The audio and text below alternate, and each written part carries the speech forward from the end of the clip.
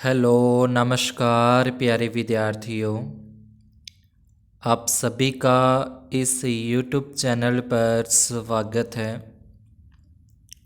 आज अपने कक्षा 10 विषय गणित के अंदर गणित की वर्कबुक की वर्कशीट नंबर 2 को अपने सॉल्व करते हैं, जो कि अपने को वास्तविक संख्याओं से संबंधित जो अपना चैप्टर है प्रश्नावली पहली है, उसमें से अपने को ये वर्कशीट दे रखी है।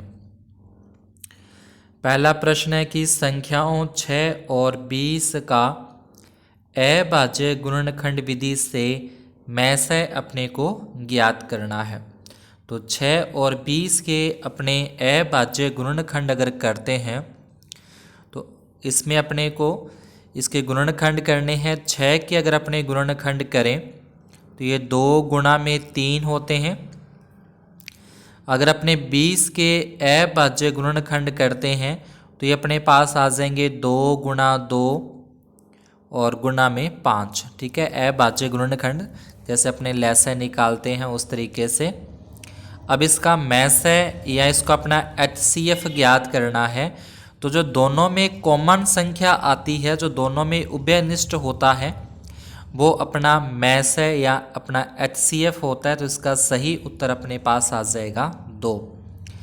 दूसरा है पाई क्या है। तो पाई एक अपरिमेय संख्या होती है, क्योंकि पाई को अपने P/Q के रूप में नहीं लिख सकते, इसलिए यह क्या है, अपरिमेय संख्या है। तीसरा प्रश्न है निम्न में से कौन सी अपरिमेय संख्या नहीं है। लास्ट में अपने को प्रश्न को पूरा पढ़ना है कि ये अपने अपरिमेय संख्या पढ़ के और अपरिमेय के ऊपर अपने टिक कर दें। यहाँ बोल रहे हैं कि अपरिमेय संख्या नहीं है। तो अगर अपने 64 जैसे दे रखे हैं, ए नंबर ऑप्शन में 64 का वर्गमूल निकलें तो 8 होता है, 81 का वर्गमूल 9 होता है। तो ऐसी संख्या जिसे अपने P/Q के रूप में लिखा जा सकता है वो परिमेय संख्या होती है। तो ए नंबर अपनी परिमेय संख्या है, मतलब ये अपरिमेय संख्या नहीं है। इसमें √3 का कोई अपने मान नहीं निकाल सकते, ये अपरिमेय संख्या है। इसका भी अपने फिक्स मान नहीं निकाल सकते, ये भी अपरिमेय संख्या है, ये भी अपरिमेय संख्या है। उसने बोला कि अपरिमेय संख्या नहीं, तो ए नंबर जो है वो अपरिमेय संख्या नहीं है, वो परिमेय संख्या है। तो इसका ए नंबर सही होगा। चौथा प्रश्न पूछा है कि इसमें से कौन सी संख्या है। तो ये अपरिमेय संख्या है, ये रूट में अपने को दे रखी है। तो √2 का अपने कोई भी मान नहीं निकाल सकते, फिक्स मान नहीं है। जैसे √4 का मान अपने को पता है कि √4 का मान 2 होता है, लेकिन √2 का मान पॉइंटों में आता है, वो काफ़ी लंबा चला जाता है, वो पूरा पूरा नहीं जाता। तो ये अपरिमेय संख्या है। पांचवा प्रश्न है अपने पास, जिसमें बोला कि 1260 के अभाज्य गुणनखंडों को घातांक के रूप में लिखना है। तो सबसे पहले अपने को यहाँ पे 1260 के अभाज्य गुणनखंड करने पड़ते हैं। इस तरीके से 2 का इसमें भाग देंगे तो अपने पास आ जाएगा 630 आता है। 630 में फिर अपने 2 का भाग दें तो ये आ जाएगा 315 आता है। अब 315 में 3 का भाग जाएगा, 2 का नहीं जाएगा, तो ये अपने पास आ जाएगा 3 एकम 3 0, फिर 3 5 15। इसमें फिर 3 का भाग अगर अपने देते हैं तो ये आ जाएगा 35 पे चला जाता है। 35 में फिर अपने 3 का भाग नहीं जाएगा, 5 का भाग जाएगा 7 पे, और फिर 7 से 1 पे चला जाएगा। तो ये जो 1260 है, इस 1260 के अभाज्य गुणनखंड आ जाएंगे 2 बार आ रहा है, उसके बाद 3, फिर 2 बार 3 आ जाएगा इसमें, फिर 5 और उसके बाद में 7।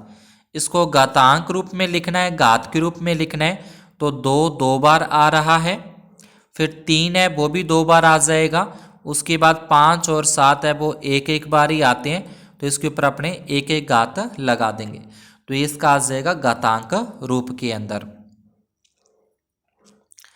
छठा प्रश्न है संख्याओं 55 और 88 का एलसीएम मतलब लैसे ज्ञात करना है। तो अगर अपने 55 के अभाज्य गुणनखंड करते हैं तो 55 के अभाज्य गुणनखंड आ जाए 5 गुना में 11। उसके बाद 88 के अगर अपने अभाज्य गुणनखंड करते हैं तो ये 2 दूनी 4 दूनी 8 और ये 11 दूना 11 8 88। तो इसका एलसीएम निकालना है, तो एलसीएम के अंदर अपने पास आ जाएगा, इसका अगर अपने एलसीएम निकालें तो ये लिखा जाएगा 2 कितनी बार है, 2 3 बार है, तो 2 लिख देंगे। उसके बाद फिर 5 लिखा जाएगा, उसके बाद फिर 11। अब इसका गुणा किया जाए, 2 दूनी 4, फिर 4 दूनी 8, 8 5 40, 40 को 11 से गुणा करें तो 11 चौके 44, मतलब 440 इसका लसाय आता है। इसके बाद 7वां प्रश्न है, तो इसके अंदर अपने को इसका मैसाय ज्ञात करना है 4052 और 15576 का। तो पहले इसके में अभाज्य गुणनखंड कर लेते हैं और उसके बाद फिर इसका अपने मैसाय निकालते हैं। इसके अपने अभाज्य गुणनखंड करते हैं, जैसे 4052 के आप देख रहे हो 12576 के, इसका अपने को HCF ज्ञात करना है, इसका अपने को मैसाय ज्ञात करना है। तो HCF या जो मैसाय होता है वो जो कॉमन संख्या आती है वो ली जाती है, जैसे इसमें 2 आ रहा है, इसमें 2 आ रहा है, तो इसका HCF यहाँ पे लिखा जाएगा HCF या मैसाय बराबर 2। दोबारा फिर इसमें 2 आ रहा है, दोबारा इसमें फिर 2 आ रहा है, तो ये फिर 2 आ जाएगा। इसमें तीसरी बार आ रहा है, लेकिन ये 2 से नहीं हो रहा, ये 3 से विभाजित नहीं हो रहा, 7 से नहीं हो रहा, तो आगे किसी संख्या से नहीं हो रहा है, तो इसका जो अपने HCF आ जाएगा वो आ जाएगा 4 आ जाता है। फिर आगे 8वां है कि 2 संख्याओं के लसाय व मैसाय में संबंध लिखिए। तो 2 संख्याओं के लसाय व मैसाय में संबंध अगर अपने को लिखना है तो इसमें लिखा जाएगा 2 संख्याओं का गुणनफल, 2 संख्याओं का गुणनफल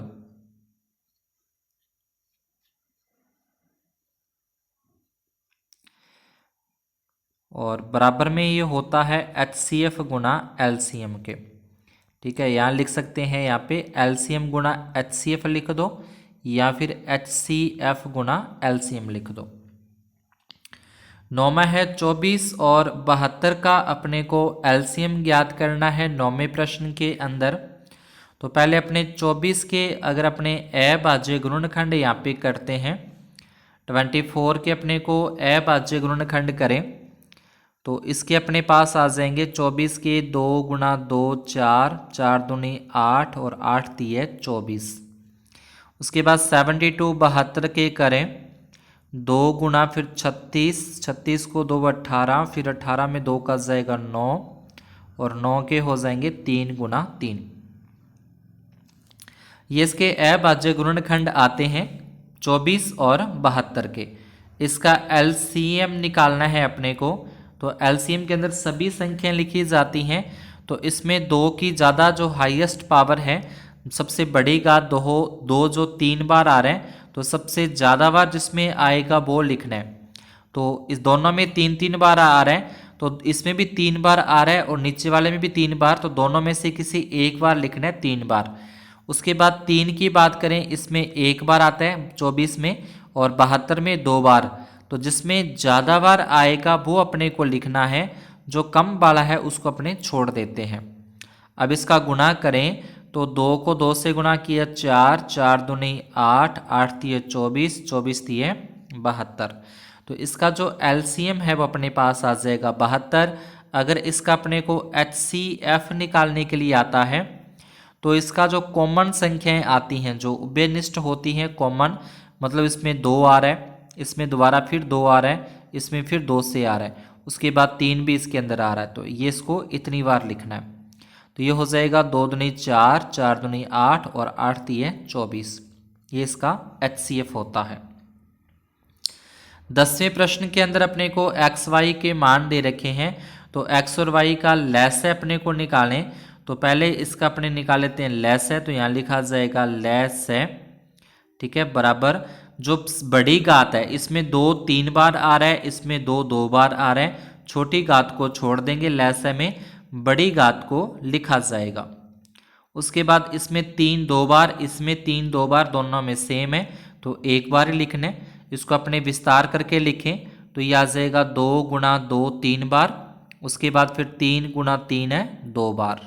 इसका गुणा किया जाए 2 दूनी 4, 4 दूनी 8, 8 तिये 24, 24 तिये 72 आ जाएंगे।